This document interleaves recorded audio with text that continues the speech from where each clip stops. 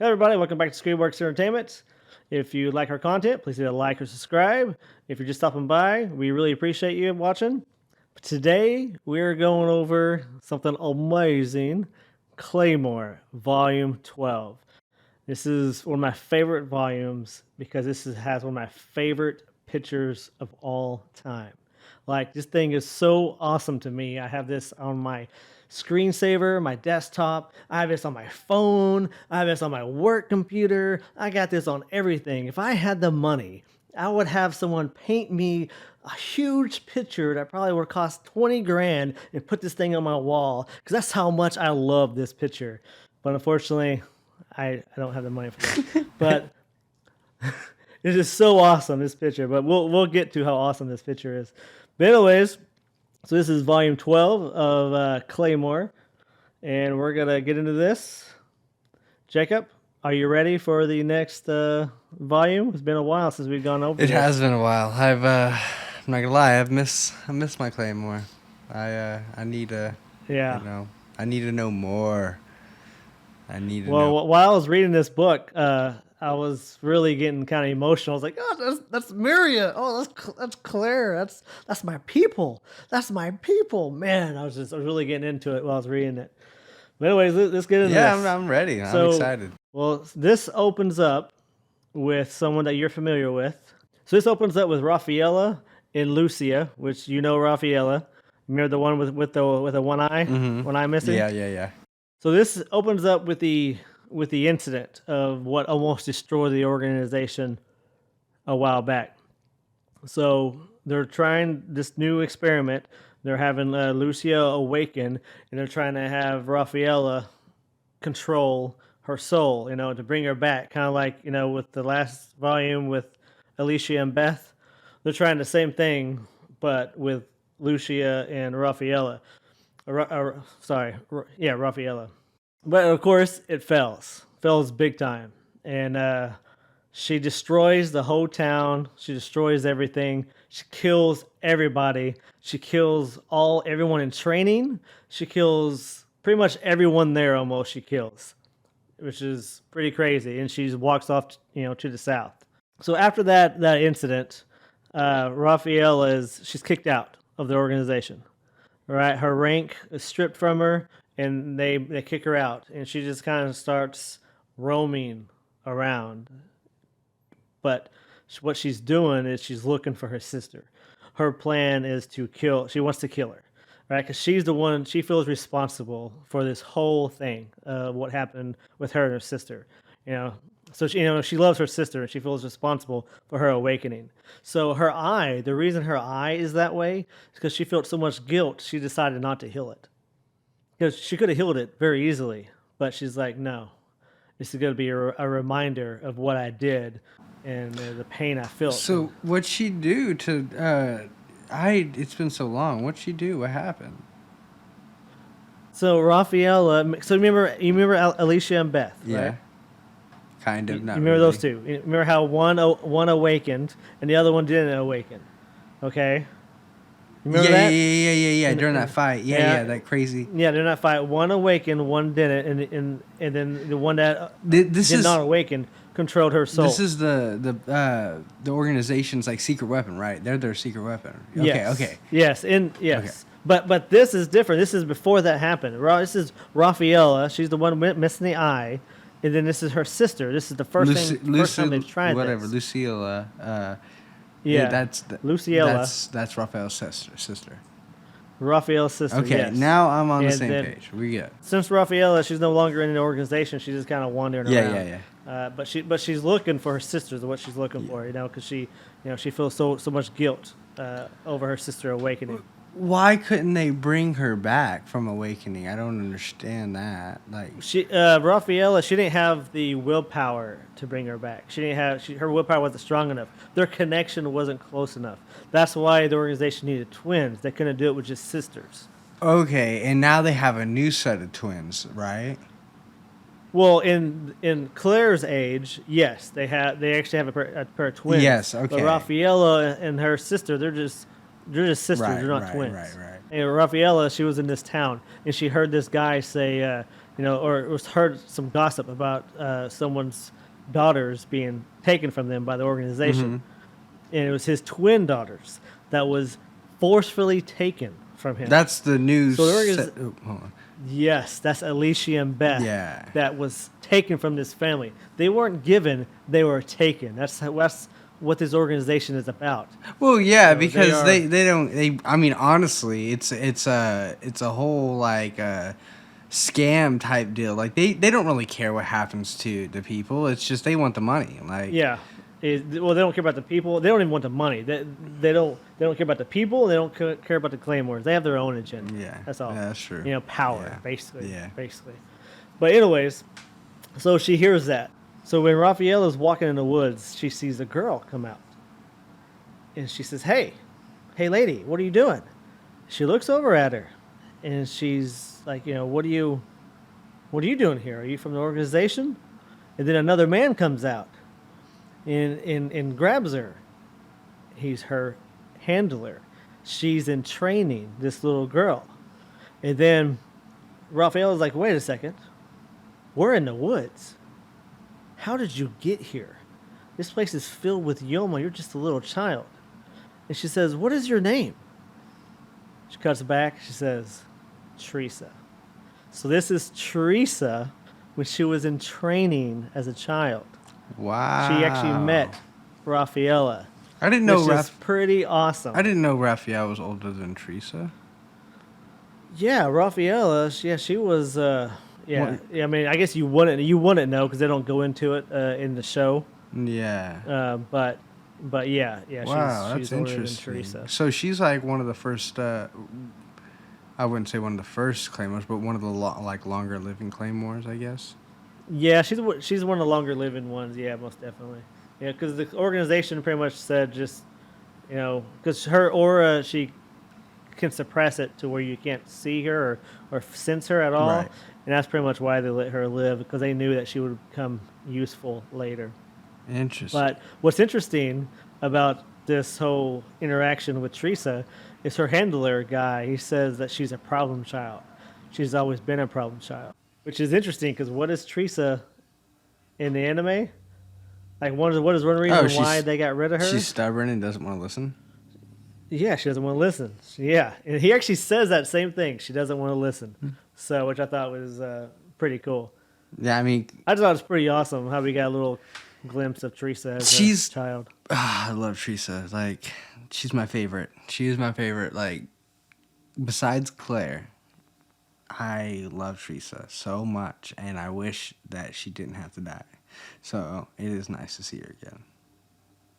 Yeah, it's pretty cool.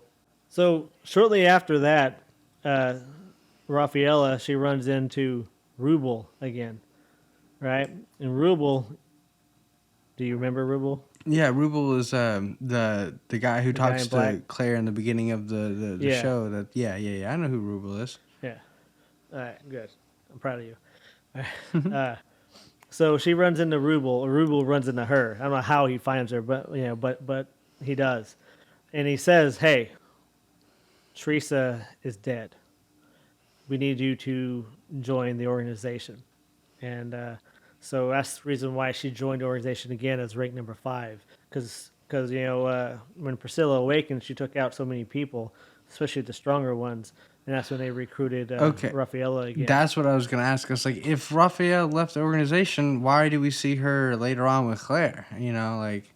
But that's really crazy. So they found her and came to her after Priscilla killed Teresa, and they wanted her back. Yeah. Because they wanted her.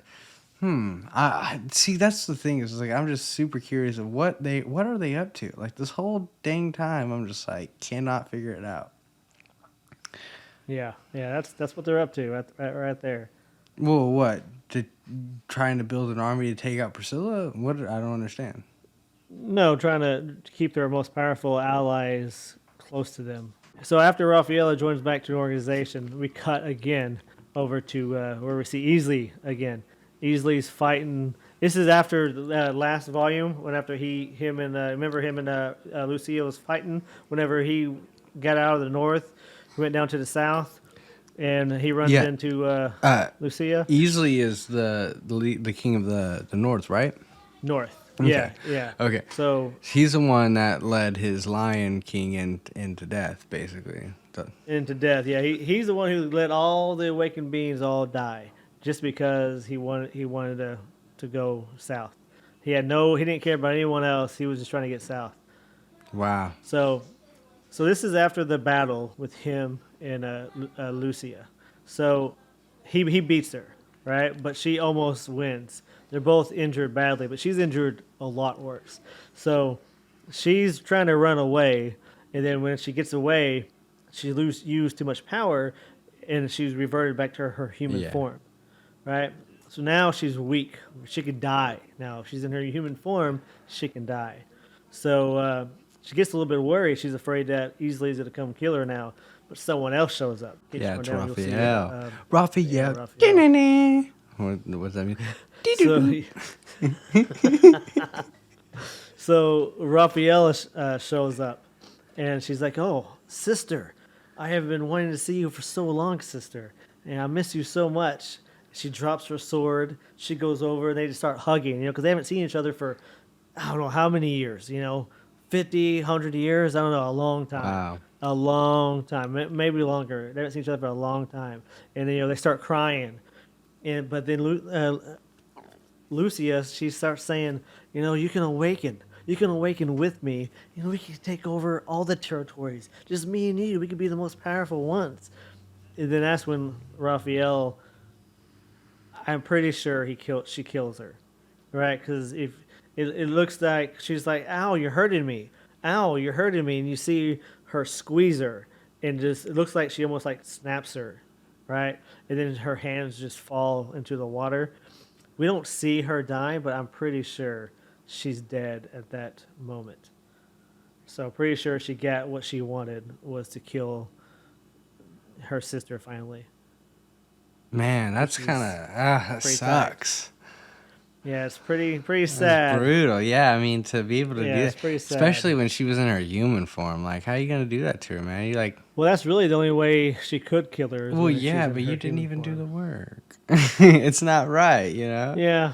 All right, so we get to the next scene, the next little area, and we cut to a new Claymore. Her name is Cynthia, and she's walking in the town of Pieta. You remember Pieta, right? Yeah. That's where, supposedly Claire and everyone died. Yeah, well, yeah, that's where they battle. had the big battle. Yeah. Yeah. So she's walking, and she meets some new Claymores. Well, first, she's walking through the town, and the town is just abandoned. There's nothing living anywhere. Looks like a ghost town. There's nothing there. Nobody lives there no more. The buildings are crushed. Everything is messed up from that big battle. Okay, I was about to say, is this after the battle? Oh yeah. So this is after the battle. After the warriors all have died.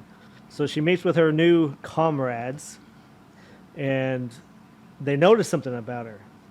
Well, after she says her name is Cynthia, and she's the new number 47, which is Claire's old number, right? All right, I'm sorry. Her name is not Cynthia. It's Clarice. Clarice. My bad. It's Clarice. But what's special about her is her hair still has color. All the other Claymores all have the same color hair. They all lose their pigment, right? But she still has color, and she's cold. So since she's cold, I mean she doesn't have very much Yoma in her. She's not a full Claymore. She's only like part, So Interesting. Basically, they're rushing people out because they got nobody left. After all those warriors died, they got no one left. So they're rushing Claymores out just to get them out. So that's why they rushed her out so early. She's very weak. She's very, very weak. So that's why the cold hurts her. That's why the cold didn't hurt the other ones when they're up there. It didn't bother them because it doesn't bother them at all. But it hurts her. She gets cold because she's not full Yoma or a full Claymore. Interesting. Wow. Yeah. So whenever these new Claymores see this, of course they get all pissed off, right? Because they see, they're on a awakened hunt, and they see her that she she gets cold. She has pigment, so they know she's a rank 47. So they know she's really weak, and they start calling her dead weight. Is what's really messed up. They start calling her dead weight. Well, it's really crazy that the organization would even send her to there. I mean, well, I think they sent her out there to die, basically. Why? They don't have anyone else. Happened. Well, I mean, she's number 47. She's kind of useless to them in a way. Well, right now she is. She comes useful later, but right now she's kind of useless right now. Okay. So, anyway, so they head off to go find this awakened being. Mm-hmm. So they finally head out, and they see this. They get to the awakened being. It's a giant mantis, and it doesn't go too much into their special abilities, but I guess the leader, she has like some special ability where when she starts swinging her sword, I guess it just doesn't stop until she kills whatever she's swinging at, which is pretty cool. I don't really understand it yet because I haven't really got into it, but that's what it shows in this volume. But as she's about to kill this guy, she's hit by, there's some other awakened beings that were hidden, and they attacked, and they knocked them all out, basically. And they're about to kill them. All right, they're about to eat them. And they're especially happy for Clarice because she is half human still, so she will taste better. So they're happy that she is, not full Claymore. Right. But, so they all get knocked out. They're all about to die. And then something happens. Someone saves them. Do you know who saves them? Can you guess who saves them? No. Miria. Oh. The guys, the group. We finally meet Miria again. Miria, Helen, Deneva, Claire, all of them. So after this little battle, they're all knocked out and they wake up. There's just blood everywhere. All the awakened beings are dead, right? And Clarice, she's like, "How am I still alive? What's going on? Where'd all this blood come from?" Then we cut over to Miria. So her and Deneva and the rest, they're sitting there talking to each other. Hey, we don't want her to know. They're like, what do we do? Do we go knock her out? Do we hurt her? Well, what do we do? Because we don't want her knowing that we're here. Because they're still hiding, right? All right. If I didn't say so already, this is 7 years. 7 years have passed since they were all presumed dead. Since the battle happened. Oh wow. In Pieta. Okay. Yeah, it's just 7 years have passed. I think I forgot to mention that. But so whenever Miria, they're all watching Clarice. They're like, she got to find us because Clarice finds a grave, like a grave site where all the swords are into the ground, which is like grave markers. Right, Whenever right. Claymore dies, that's what they put the sword at. So she's counting all these swords. She keeps counting only 17 swords when 24 warriors were killed. She's like, I don't understand. We're missing like 7 swords. Where are the rest? Where are they at? So she's very confused, doesn't know what's going on. But they leave, and now we cut to Miria in the group. So we finally get back to Miria, Deneva, Helen, Claire, and we got some new people. So Cynthia, she's a new one. Tabitha. And Uma. That's the new ones we have. So what happened basically is after this it cuts back to whenever the battle was about to take place 7 years ago. And Miria, they have a big meeting with everybody. And Miria, she gives everybody the pill suppressants. Okay, yeah. I remember that. That's what hides their yoma. Yeah, that's what hides their yoma. So she cuts them in half and says, take these. They're not going to suppress your aura, and you're still going to be able to see, your enemy's aura. But whenever you're knocked out or incapacitated, it's going to stop that's when it's going to kick in, and they're not going to be able to read you no more. So you have to play dead. At this point, she said, this is not a battle we can win. This is a battle to survive. So what she says to everybody. And this is the only way any of us is going to survive. This gives everyone a fair chance. Even the higher ranks and the lower ranks. Gives everyone a fair chance to survive. And that's what they go with, because she knew they weren't going to survive. Not everybody. That is brilliant. Who are they about to fight? Yeah. Well, that's whenever they're about to fight, The all those awakened beings 7 years ago. Remember in Pieta, whenever they oh, I found didn't know the Silver-Eyed Lion King. I knew that they Yeah. took the pill, but I didn't know they took half of them. Yeah, no, yeah, they took half of a pill. Okay. Everyone took half of a pill. Okay. So that's what happened. I mean, they don't go into the anime. They only go into the manga. Okay, that's why I was unclear. I see. Yeah. I didn't know that. Yeah. So this is what happened. This is the true story of what really happened. So, and they did this that way because they know if the organization knows that they're still alive, they're going to kill them. And they know this. So that's why they have to hide. Mm-hmm. Yeah, they're getting really smart. I mean, all the Claymores are. Yeah. Yeah, well, Miria, she's pretty awesome. So Claire is not with them right now. She's off searching for Rocky. She still wants to try to find signs of life for Rocky. Now, I don't know if you remember, but one of the final episodes of the anime, Rocky, where he saves Priscilla. Mm-hmm. You remember that? Yeah. So he was imprisoned at that moment, and that's how he was released by all the destruction. And Claire, she finds that dungeon, that cell that he was in, that he was locked in, and she knows he was in there because she finds a picture of Teresa and Claire, the little emblem. So she knew that was Rocky that was in there. So that gave Claire hope that she's like, hey, he was here, he was alive, he escaped. I know he escaped. She finds a little hole where he escaped out of. So that makes Claire, all right, now she wants to leave the north. She wants to go find Rocky. Because Rocky's he's not in the north. He can't live in the north. Yeah, it's too cold. So, yeah, it's too cold. So she knows that if he's still alive, he had to have traveled south. So whenever she finally makes it back and they have a little meeting, and she tells everybody this, and Miria is like, I want you to tell me your reasoning for going to the south. So she tells her, and of course Miria's like, that's BS. I don't like your reasoning.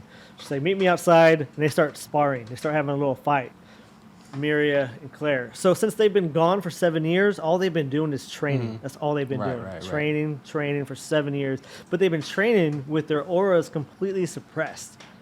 So now they're so much stronger than anyone else, and they don't even have to use their Yoma power. Right? They don't have to use it at all because they've been trained for 7 years without using it. So it's completely suppressed. Kind of like how Rafaela is. Right? She doesn't use her aura at all. So that's what they've been doing. They haven't been using their aura at all.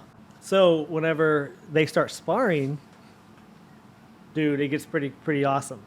So now Miria, you remember her special move, the Phantom, how she would disappear and leave like a mirage. Yeah. Now she can do that infinitely.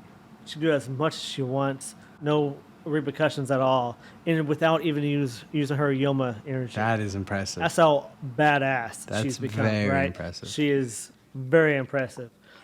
And Claire, she can't use her quick sword without using Yoma energy, but she has mastered the Wind Cutter, which is Floria's. I don't know if you remember Floria. Yeah, that's her move. And now she's mastered that without using any Yoma power, right? So now they are both they're the two strongest of the whole group. Yeah. Both of them. And they have a little sparring match, just kind of see where they are, right? Well, of course, Miria goes crazy. She's just like all over the place.